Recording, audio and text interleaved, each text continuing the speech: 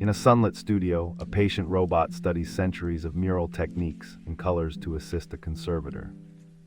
The AI analyzes pigment decomposition, proposes safe restoration methods, and learns from each brushstroke without replacing human touch. Local artisans collaborate with the machine, guiding algorithms to respect history while adding modern efficiency. When a storm damages the wall, the pair reconstructs the scene with careful layering and transparent decision logs for public trust. This fusion of robotics and AI redefines preservation as a cooperative craft rather than a replacement for all.